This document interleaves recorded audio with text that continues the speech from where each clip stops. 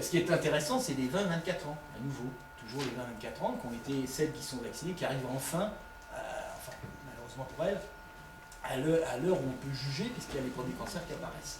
Et décidément, je ne suis pas bon avec ça. Désolé.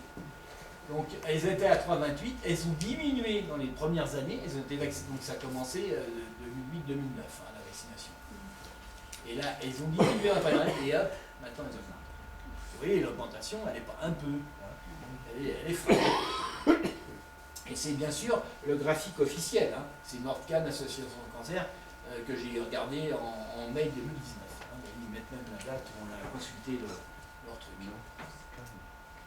Bon, et alors la Suède, est-ce que la Suède, là c'est la population globale, elle a augmenté, pareil, vous voyez, à chaque fois, elle passe de 7,8 à presque 9, donc 20% d'augmentation, ça c'est l'ensemble de la population. Et si on regarde les 20-24 ans, c'est bien pire, elle a plus que doublé.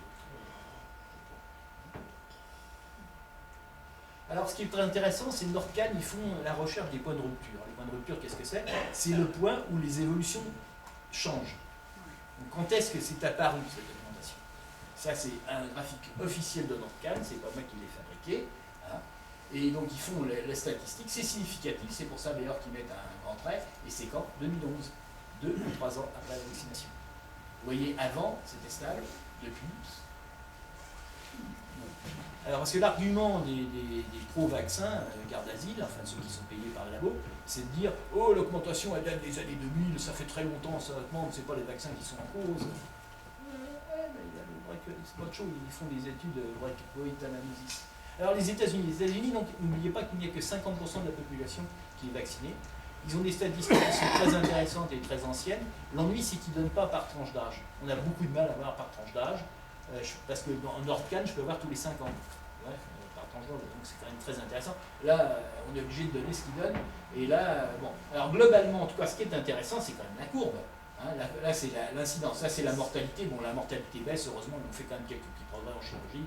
Donc on en sauve quand même un peu plus. Mais ce qui est intéressant, c'est ça. Depuis la vaccination, 2005, 2006, 2006, autorisation du vaccin aux États-Unis. Il n'y a pas de campagne officielle à ce moment-là, mais il y a l'autorisation du vaccin, et on remarque que ça ne diminue plus.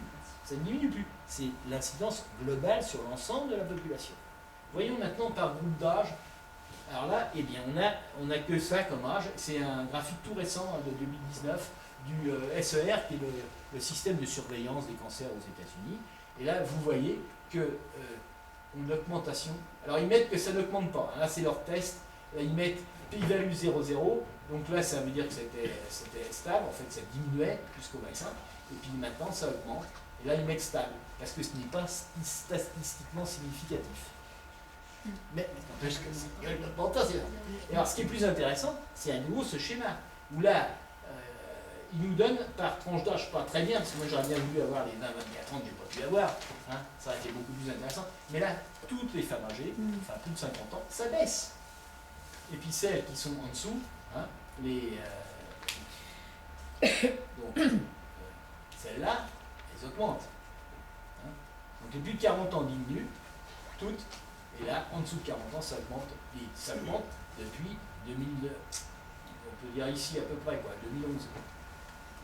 Donc on a une cohérence quand même très importante dans tous les pics. Ah, c'est la France. La France, on est de mauvais élèves, d'après tous nos professeurs qui disent c'est une catastrophe. Pas les professeurs, notre ministre dit c'est un drame français.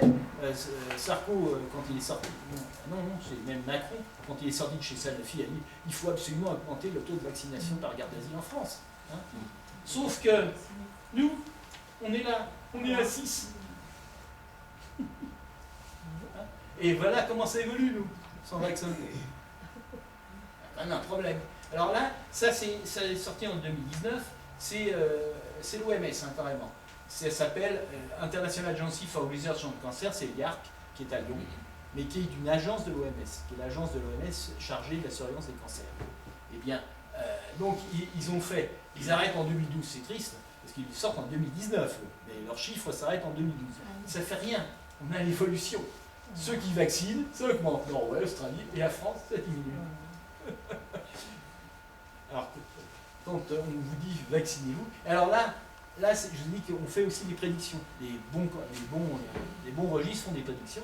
Nordcan, qui est vraiment le meilleur registre au monde sur le cancer, fait des prédictions. Et eux, ils ne font pas des prédictions sur la théorie. Eux, ils regardent les chiffres qui ont eu lieu, et ils se disent si les tendances continuent telles quelles, on prolonge la courbe. Donc, alors que les autres font de la théorie en disant les infections diminuent, donc les cancers vont diminuer. Ils ne regardent pas les chiffres des cancers.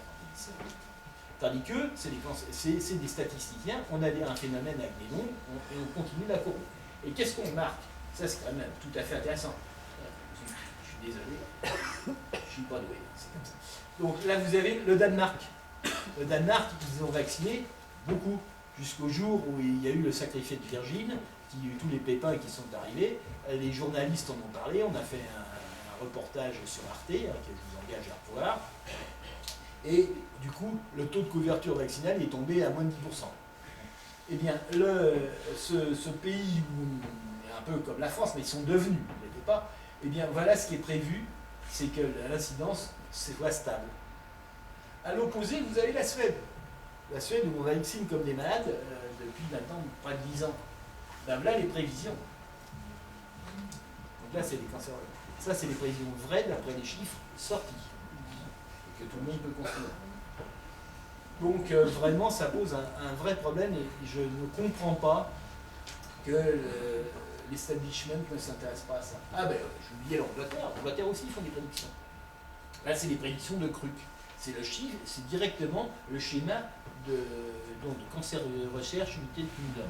C'est vraiment l'organisme chargé en Angleterre d'assurance des cancers. Donc, vous pouvez le regarder en faisant ça, il a fait ça, il est tombé là-dessus. Voilà.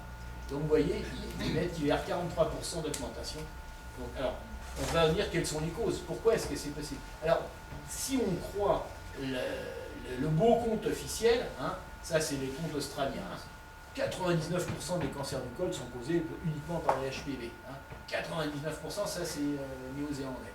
Et puis non seulement le col, mais le pénis, la vulve, l'anus, enfin l'anus 90%.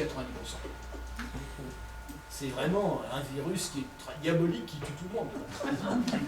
En fait, c'est un virus saprophyte. Sur la peau, on a plein de germes. Hein. Et ça profite à qui? Ça profite aux malades et le vaccin profite aux labos. C'est comme ça qu'il faut le comprendre. On appelle ça profite des germes avec lesquels on vit en bonne intelligence. Et vous savez qu'on est des usines à germes. Hein. On ne pourrait digérer qu'à peu près un peu plus de la moitié des aliments qu'on mange si on n'avait pas des germes dans notre intestin, parce que nous n'avons pas tous les enzymes pour démolir les molécules qu'on ingère. Donc les germes intestinaux sont très importants et participent effectivement à notre nutrition. Et sur la peau, vous avez plein de germes, c'est habituellement le staphylocoque blanc. Si on regarde la bouche ou le vagin, on a d'autres germes, parce que c'est des territoires chauds et humides, alors que la peau, elle est plutôt sèche, théoriquement. Donc, mais dans tous ces endroits-là, il y a plein de germes qui vivent et qui protègent des germes méchants. Donc ces germes saprophytes sont très utiles. Et moi, je pense que l'HPV est un germe saprophyte également. D'ailleurs, il ne donne aucun trouble. C'est la définition des germes saprophytes. Alors certains ont prétendu qu'ils faisaient le cancer. On n'a jamais pu démontrer en badigeonnant de HPV un col de la lapine qu'on ferait un cancer. On a réussi une fois en mettant du goudron avec. Mais le goudron, on sait que ça fait le cancer tout seul. Donc la démonstration n'est pas tout à fait identique. Donc les HPV, ils sont présents si vous avez une activité sexuelle importante. C'est pas du tout nouveau. À la Renaissance, un prêtre italien avait dit il y a 2 cancers chez la femme. Le cancer du col, c'est la prostituée, et le cancer du sein, c'est la nonne.